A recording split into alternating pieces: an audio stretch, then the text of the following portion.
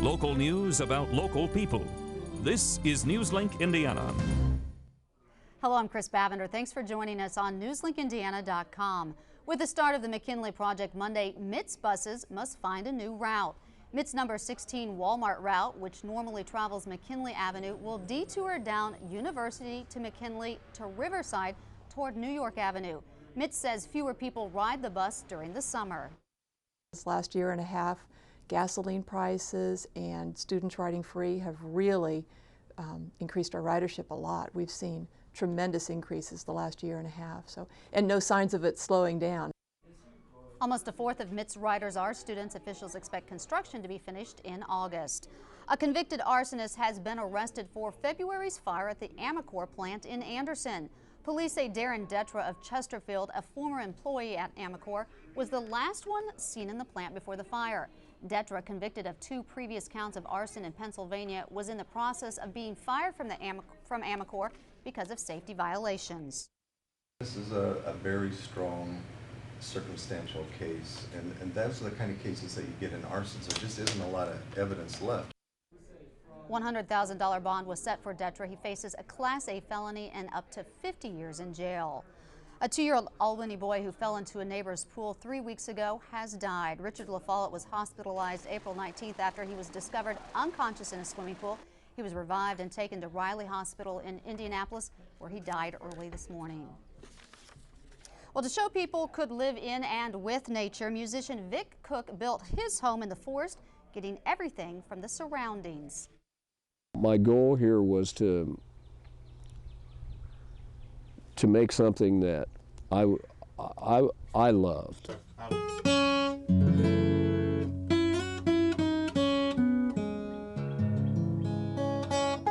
This came about. My father and I spent just enormous amounts of time in the woods and around the lakes and streams in Indiana, and we were fishing and painting. That's what we did from the time I was small. And I lived close to a woods very similar to this, except on a little smaller scale. The creek was smaller and the trees were not nearly as big. And I found peace more than anywhere else I had ever been as a boy in that forest. And I'd always dreamed about doing something like this.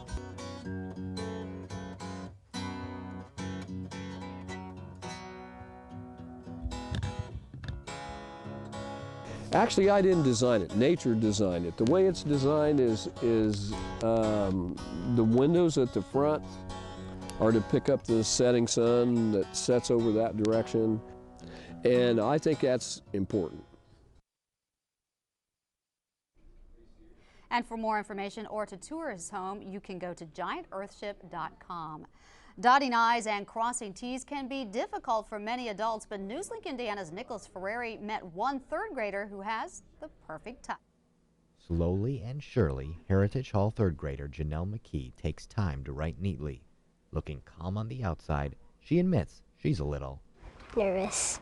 Janelle's one of 9 state handwriting champions that moved on to a national competition. I think it's kind of cool because I've never done anything like this before.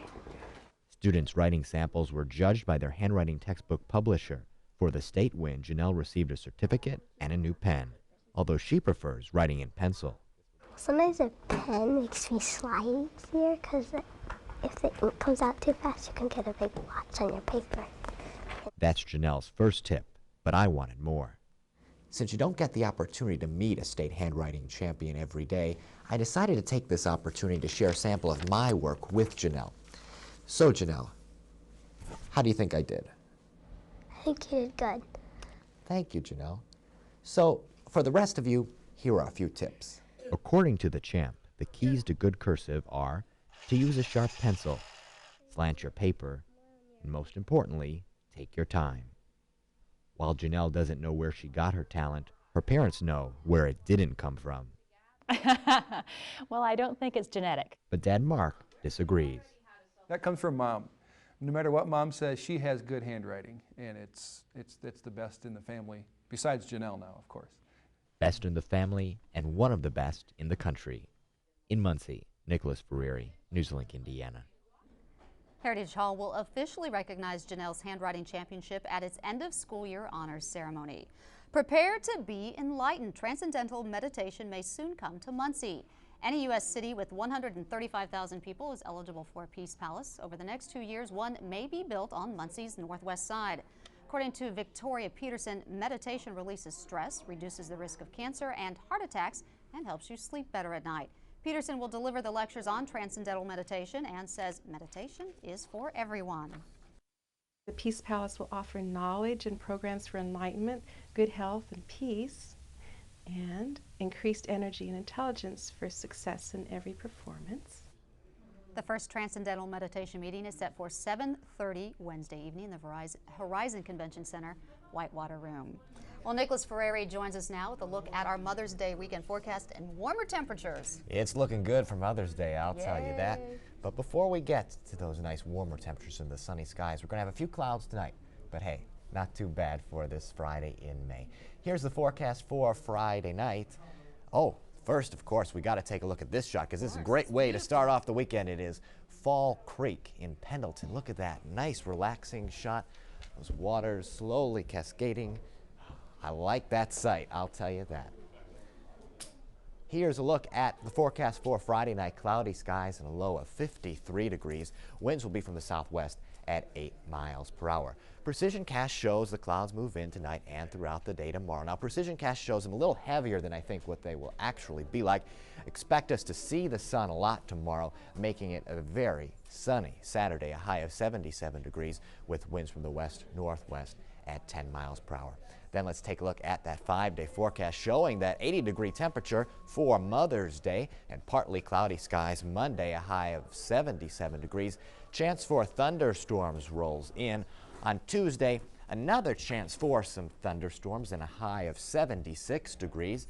Then on Wednesday, we're looking at partly cloudy skies and a high of 73 degrees. And then, of course, you know, Chris, every week you and some people depend on me for a little weather wisdom. We love our weather wisdom. I was here on our very first Monday in NewsLink, Indiana, and I'm honored to be here on our last Friday together. One of the most common questions that I'm asked is, where does weather wisdom come from? So I brought the old box of weather wisdom here. It's a little tattered, but you know what? It's served me well over the years. So, you know, I've learned a lot of lessons about life and about television through NewsLink, Indiana. And one of those lessons is that while life likes to throw April showers in our direction sometimes, I hope, Chris, that your future will be filled only with some Mayflowers. Oh, thank you. Thank you very much for everything. Thank you. And for serving our community so well. Thank you, and you've done a great job too. We'll miss you. Chris. Thanks, Nicholas. You're Thank you welcome. for the flowers. They're gorgeous. You're welcome. Thanks. Well, in the news, we rarely want to cover a story about ourselves, but we'll be leaving for a few months, and you may want to know why. NewsLink Indiana's Jason Luzak explains. NewsLink Indiana has been with you for a year and a half. Some people have taken notice that they have a news source for local news. We can plan the most spectacular events, but if nobody's helping us get the word out and nobody shows up, it just doesn't matter. So we thank you guys for being a part of helping us get the word out. It's important that people have the information in their locale. That's important to them, and you do a good job of doing that. NewsLink Indiana is staffed by Ball State students who are guided by professionals. The program was in limbo after the grant funding it was running out. But we will be back. A scaled-down version will be back in early September. I would ask our audience to be patient and, again, to welcome us back in the fall with the same kind of coverage that they've grown to expect and appreciate.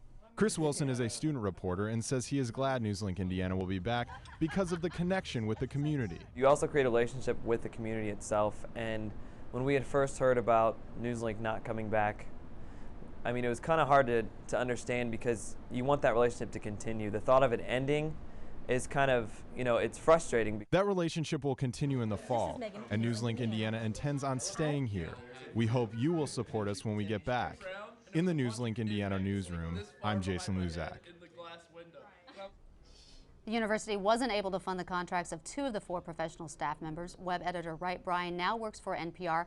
Meanwhile, I continue my search for a new job. At this time, it's unclear who will anchor the shows. It's been a wonderful experience, and I wish only continued success for NewsLink Indiana when it returns in the fall. That is NewsLink Indiana. For Nicholas Ferrari, I'm Chris Bavender. And remember, you can continue to get your news 24 hours a day at newslinkindiana.com.